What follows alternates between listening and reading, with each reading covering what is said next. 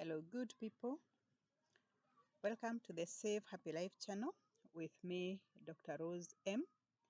And today I'm having a special edition, a special dedication to my dear late mother who passed away 1 year ago. It will be 1 year on July 9th since mom rested. And in her loving memory, I wish to share with you the 7 stages of mourning and grieving before and after funeral. Some scholars mention 5 stages, but I find 7 stages more comprehensive, and I will give this video a mental health uh, professional approach. Stay with me to the end, particularly if you have ever lost a loved one, if your friend has lost a loved one, this video is for you, is for us. Let us assist one another to heal faster by helping us understand the grieving process that a person goes through once they have lost a loved one. There are 7 stages. The first one is shock. Shock is like being hit by an electric current, a live wire, stepping on hot coal. That shock that shakes the whole body. It comes like a sudden shaking or deep surprise. It hits you when you're least prepared. The mind is unable to absorb the idea that a loved one is gone, will never speak again, will never be with you again. Some people faint at hearing the news that a loved one has passed on. Others break into wailing, roaring themselves on the ground. Others go mute. Others experience loose bowels. Yet others, unfortunately, pass on. They are so shocked that they cannot absorb the shock and they die in the process. All these are normal reactions to receiving the news that a loved one has passed on. This is more when the death is unexpected. For example, an accident, somebody has been murdered by thugs, the death is sudden.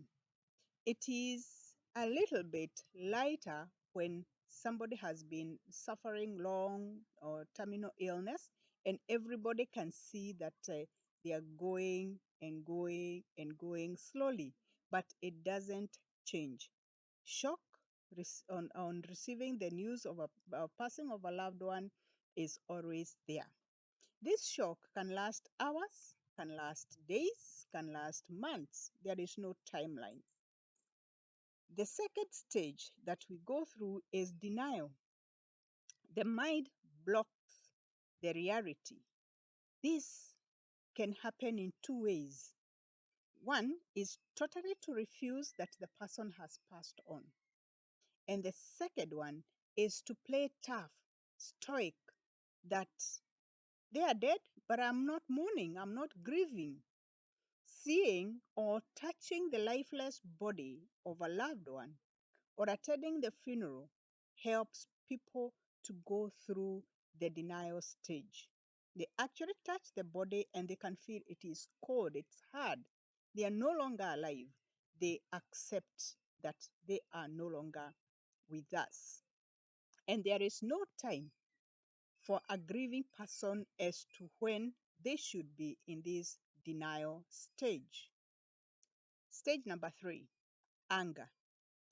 Anger is a very common experience in the stages of grieving and mourning.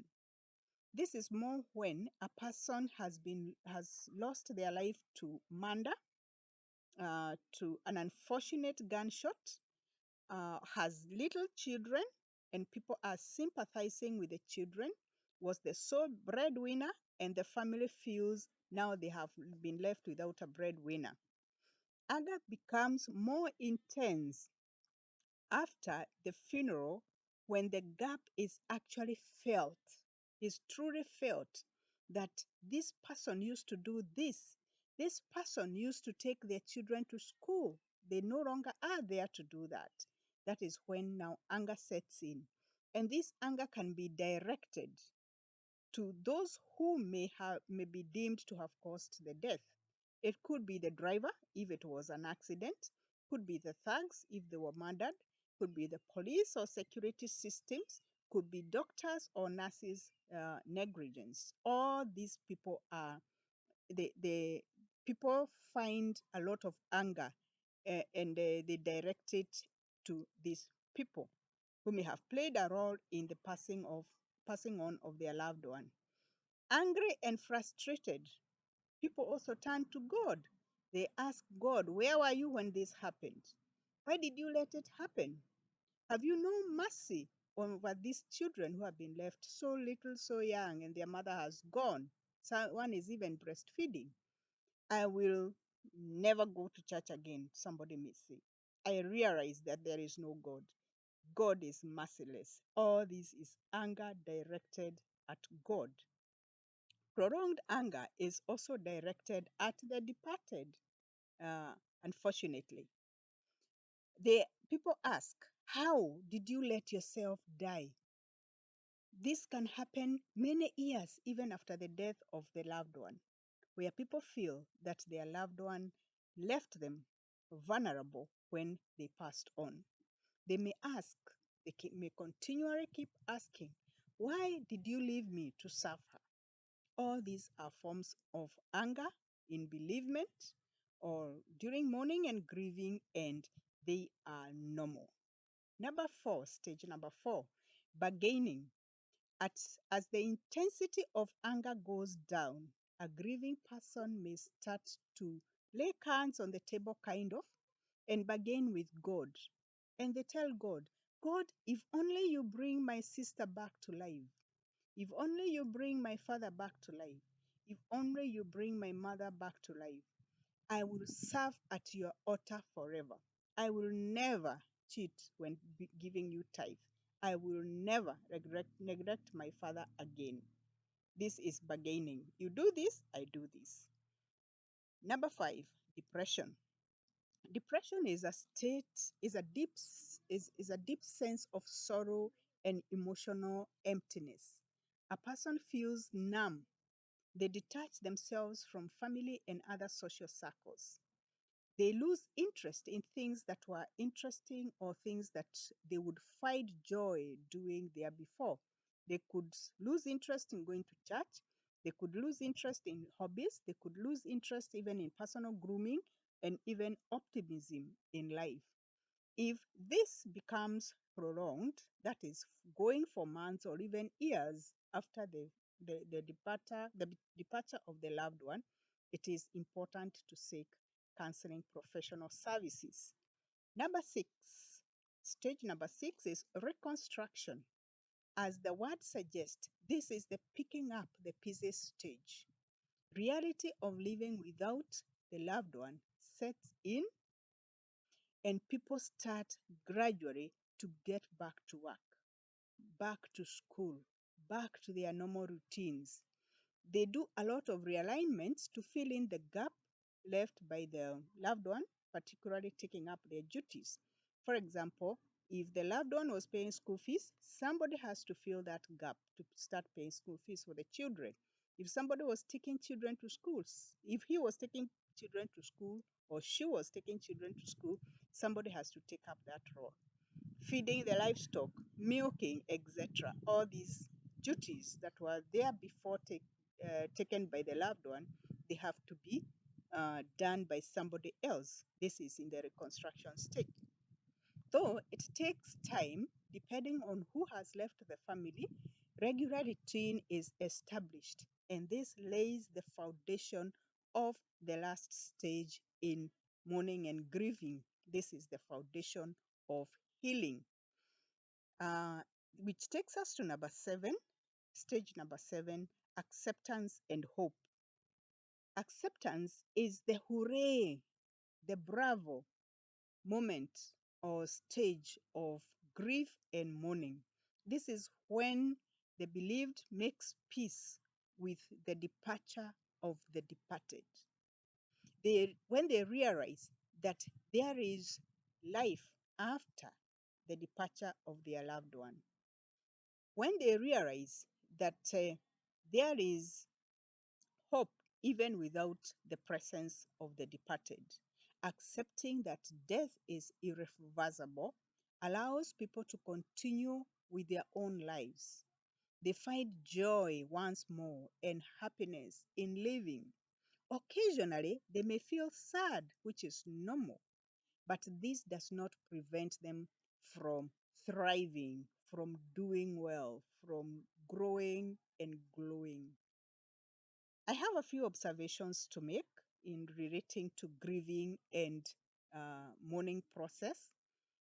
And observation number one is that there is no formula, dear viewer, on how to go through these stages of mourning and grieving.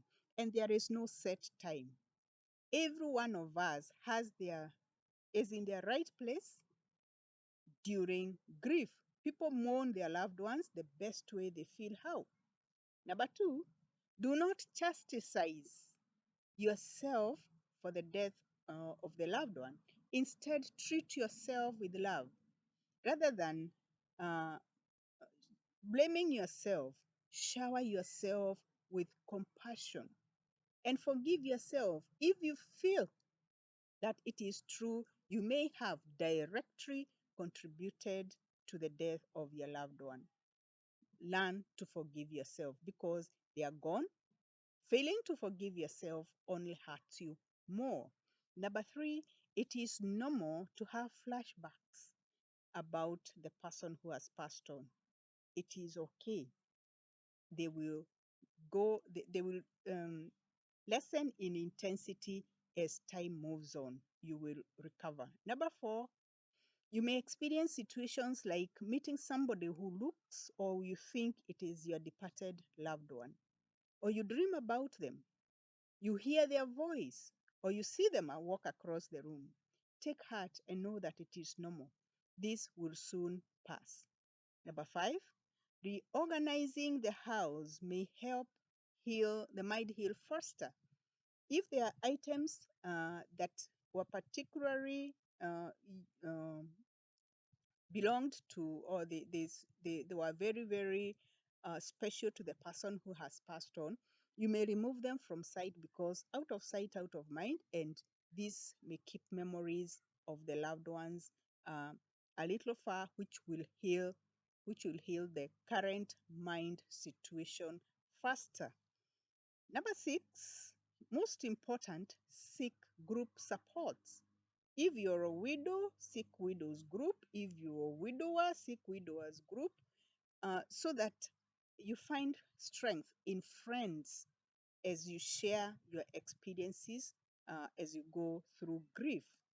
Number seven, maintain physical strength because you need it by eating all your meals, drinking your water, and sleeping sufficiently. If you feel overwhelmed, take moments to relax, slowly breathing in and out a few times in a day, meditating, doing yoga if you're familiar with it, or just taking time to be quiet with yourself. Breath of life is a stabilizer of emotions and it helps the mind to heal quicker. Number eight, grieving can take toll on a person's health. Seek prompt treatment when you feel ill. Do not wait until it is too late. Number nine, all of us heal at our own time. Let us be kind to ourselves, even when we seem to take longer than other people's in the family to go through the healing process, because we are all different. Some may take hours, others may take days, others months, others years. Let us be kind to ourselves by accepting that the loved one is gone, no longer with us, and to let go of that person, to adjust to live without them, to pick up the pieces and move on. And to all those who are mourning and grieving, I wish you quick healing. And to our dear mom, rest in peace and pray for your family. And to all of us, I wish you healing wherever you have to go through this mourning and grieving process. God bless you as you share this piece of very informative information about mourning and grieving. Subscribe to my channel. Thank you very much and God bless you.